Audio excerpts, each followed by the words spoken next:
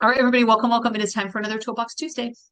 Yeah, continuing on the Toolbox Tuesday first 400, which is really kind of a huge part of our practice and kind of how we onboard people and getting into more some of the not so fun topics about what we train our team with. So Well, and hopefully helping prepare you for the objections that will inevitably happen. And when you're prepared for it, it has less of an impact. yes. If you have not been with us before, Tuesdays in our practices are called Toolbox Tuesdays because the theme of our huddle is for us to pick one of the hundreds of resources that we have available in our asset arsenal and go over it to make sure that everyone is on the same page with that resource. So we have been in an 8-week series on our first 400 program for our front office team members specifically, taking you week by week on what the topics are that we discuss and what the objections are, as I mentioned, that you will inevitably receive in this process. So last week we were discussing the insurance portion and how we talk about that with new team members. In week 5, we're focusing on AR follow-ups with those new team members. Yep, that's what I meant by the not so fun topics, but Yes. it is a very, very important thing we do and a critical part and something we do literally every single day, if not every hour. So Yes. yeah, Yes. Yeah. And, we're in practice and business to make an income. right. I think that's the dirty little secret that no one wants to talk about, but that is the reality here. And we're very open with our team members about that. I know we've talked before about setting goals for them and at the beginning of the year and checking in every quarter and making sure we're on track with those to help them understand that they also have a vested interest in the practices being Absolutely. profitable and doing well. And it's very easy, and we've all heard it from team members before, and we still have to work on this mindset a lot of times from the team where they see you charge $1,000, $2,000 for the crown, whatever it is. They see your lab bill come in for $200 and the doctor pockets the rest. Right? We know as business owners that that's not reality, but that's the world in which they live unless we educate them on the realities of running a business. One of those realities is AR follow-ups. Now we have, I think it's safe to say, Sten, if you will agree with me here, ironclad, hardcore AR protocols. Is that a fair assessment? We do, and this comes from this is for a reason. And so what we acquired, assumed practices in the past, and I'm sure you guys have all seen this too, where the AR, the collection protocols were not ironclad, and what you saw was 2, 3, we've even seen 4 times a monthly production in AR, and we're not talking about just insurance or just a few things here and there. I mean, we're talking about things that like even 60 days is hundreds of $1,000s for an office that's not even clearing $500,000 a year. So, it's so important. And I think what the problem with not having ironclad collections and AR follow-up systems is that it's not repeatable and that your patient doesn't understand when you're collecting and when you're not. And it gets confusing. And even though they might not like the fact that they have to pay at the time of service, which is what every insurance company requires of their members, meaning their patients, it's not done in every office. And so when they find an office that makes them do that, it ruffles some feathers a little bit. And that's not a bad thing. It's just this is the training aspect. But when we kind of acquired or took over a lot of these practices with these 2 and 3 times ARs, we're at 30% right now. And we have been for better part of a decade. And that's total. That's not easy. Yeah. That's not easy. But what it does is it takes consistency and it takes everyone understanding what that means for them, what it means for the protocols, what it means for their bonus, and what it means when that protocol is broken and how hard that is to right the ship when one person doesn't collect on the way in or one person doesn't follow up with the patient for a balance, whatever it is. And then all of a sudden the rest of the team members have to clean up the slop. And generally that clean up the slop involves dealing with a disgruntled patient because something wasn't done by the protocol in the first place. And that's where we find it. And so even though it might be tough to do in the moment, it's so much easier than having every patient check out or come in and wondering, how am I going to collect from this patient? And what you're really doing in that is this patient nice and are they going to yell at me? Right. And so it's really just having a backbone and saying, this is the protocol and this is what your insurance in our office requires, but this is what's due today, period. And our patients know that at the time of scheduling. Yeah, We absolutely. do a treatment estimate for them. On the one hand, it's not our responsibility to get involved in their personal finances, but if someone cannot afford treatment, we need to know that before we do that Right. treatment. And, again, people want to help. We're in the healthcare industry so that we can help people. And sometimes, bleeding hearts of the world unite, and we want to make exceptions. And, oh, they're my neighbor. And so I know they're going to pay me 2 weeks from now or 4 weeks from now or whatever the case may be. If it's that tight, you're not going to be the highest priority 4 weeks from now. Their rent is going to be the highest priority, or their car payment, or something else. It's just going to continue to fall down the line. And that's a much harder conversation for someone to have gone through treatment, having no idea what their portion was going to be. And now we have a reactive situation where they have to figure out how to pay for it. Right. Versus, I know on the way in, this is what my expectation is. I'm agreeing to this treatment and what the cost is for that treatment. Yeah. I mean, especially right now, and we're in Q4 of 2024 around the country, and we're in communication with, dozens, if not hundreds of offices around the country. The rescheduling and the cancellation and the not paying rate is astronomical right now. Astronomical. I mean, higher than I've almost ever seen. And I think a lot of people, we've talked to a lot of third-party billing services and things like that, and they're saying the exact same thing, and they cannot believe what's happening, really in the last 6 months, but honestly, this entire year. But what is happening with a lot of these offices is a lot of these ironclad or non-ironclad billing practices are being exposed. Yeah. Because people are just doing the treatment when they don't have a solid way to collect the money. And so, their production might be kind of not taking as big of a hit as their collections, and they're really parting.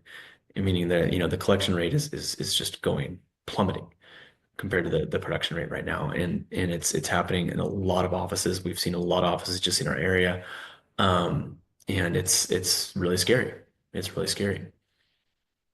Well, and the very harsh reality of this is it is a false sense of security to look at your AR, $100,000, $200,000, $500,000, whatever it is, and assume that you are just waiting for that money to come into the bank. It is not as easy as that.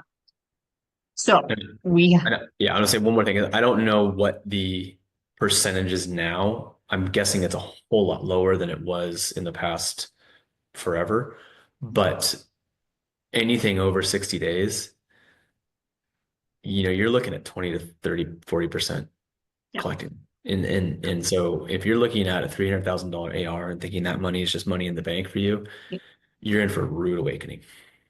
Yeah.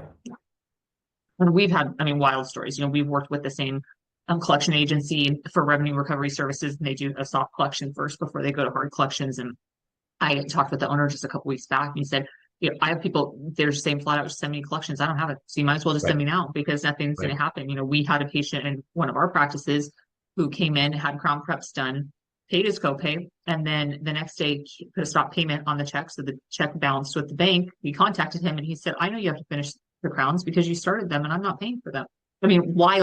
Wild things that people are coming up with right now. So this is also the reason why we have our on-site team still have their hands in AR and billing and the follow-ups. This is, yes, our remote team handles a big portion of this, but we want our on-site team to be aware of it, because you never have a better chance of collecting from someone than when you're looking at them in the face right in front of you, right? Trying to track them down after the fact and hope they receive your text and all that. They don't want to receive those calls. You don't want to make those calls. Are there times that insurance doesn't pay as estimated? Of course. Those are really the ones that we're talking about from an AR follow-up standpoint, not because we didn't do our jobs by collecting at the time of service. Right.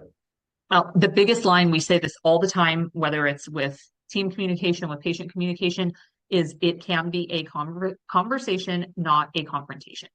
Not every patient who has a balance is going to yell and scream at you. I had a patient, this was a couple years back, who had crowns done in December, had them cemented in January, but he had opted to have early enrollment with his insurance plan. Didn't tell us. We assumed that his plan was changing in January.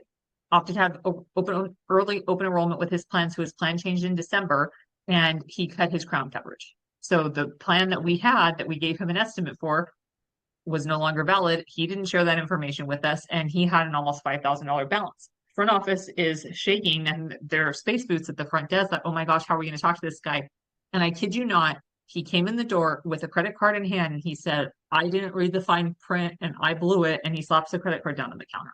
Is that going to be every patient? No, of course not. But we went into all of this stress, assuming there was going to be this huge blowout with this patient, when that wasn't the case at all. He opted for a different insurance plan and didn't communicate to us. So making sure that our front office is keeping it in perspective of what the reality is of these situations and not making them more stressful than they have to be either. Because at the end of the day, we provided a service for these patients. They're agreeing to those services and to pay for those services. And they also are agreeing to pay if there is a balance that insurance doesn't cover.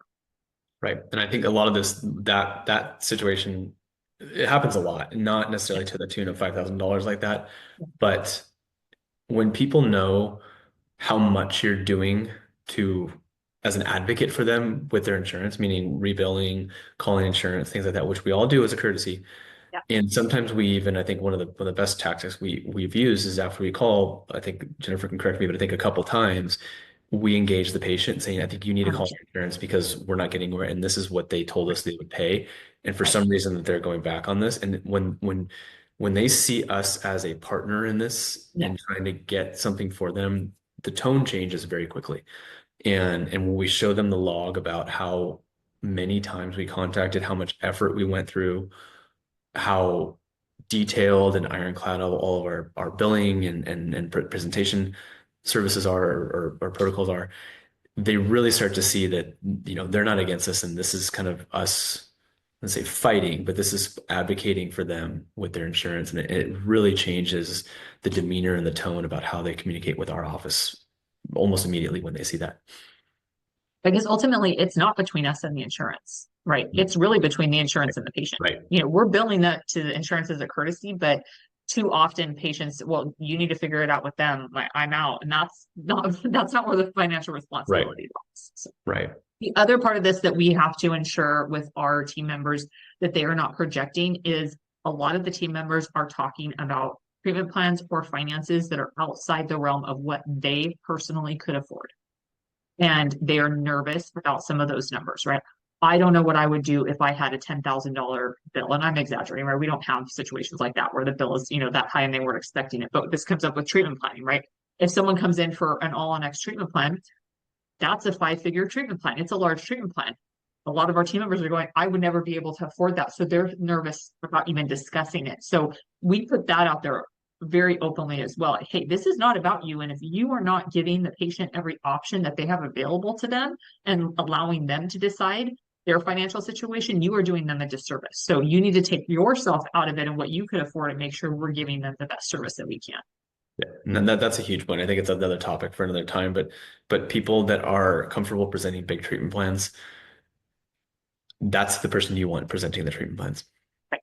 And whether that's your brand new dental assistant in the back or your seasoned person that's been in dentistry since before people had teeth, whatever it is, that's the person you want presenting that, because it doesn't matter how much it's presented the exact same way every single time. And if you're stumbling over your words with a $1,000 treatment plan, imagine presenting a 60 all-on-X case, $60,000 or something all-on-X case. And it's going to be very, very difficult for that patient, that person rather, to present that professionally and confidently. It's been goal, and I say this all the time. My team rolls their eyes because they've heard me say it, but it's like, if you present $5 versus $5,000, honest to God, I don't even want you looking at the dollar amount before you walk in the door. Like, don't even get that in your head, because it should exactly what Sten said, it should be exactly the same. Right. All right, objections in week 5. This is where our doctors start to lose patience. This is where our doctors are expecting that these new hires have it all down in perfection, and they've been here for a month now, and they've been part of the family all this time. This is where the doctors usually have something to say. Reminding doctors, yes, and the doctors, this is not to say that we don't want their feedback, right? If a doctor is seeing that a new team member is stumbling on something or not following script, and we want that feedback, but we also want to make sure that we're not picking them apart just for the sake of picking them apart. And sometimes it's just getting used to communication and how we're doing things. And we use Slack all day, every day. We say there's not a tone in Slack, but sometimes people get rubbed the wrong way if there's not a jumping emoji every time. Sometimes we just need to just break it down that, again, no one's trying to do a bad job here, right? If you have a bad seat, that might be a different story. But for all intents and purposes, it's very stressful for a new hire, right? Even having experience in the field, it's a new office. There's a lot of people. I say it with our team all the time. We're a lot. Like, there's a lot of personalities and a lot of things going on. Just give them a minute. Just give them a minute. All right, so we are going to be continuing on our first 400 checklist. Next week, we will follow back up with patient care services. In the meantime, if you would like to connect with us about our first 400 program, how we could help you implement this in your practices, our email is connect@pathwaydentalsolutions.com. Our website is pathwaydentalsolutions.com, and we are on all of the social media platforms as well. So feel free to reach out, and we will be back next week. All right, see you guys next time. Bye.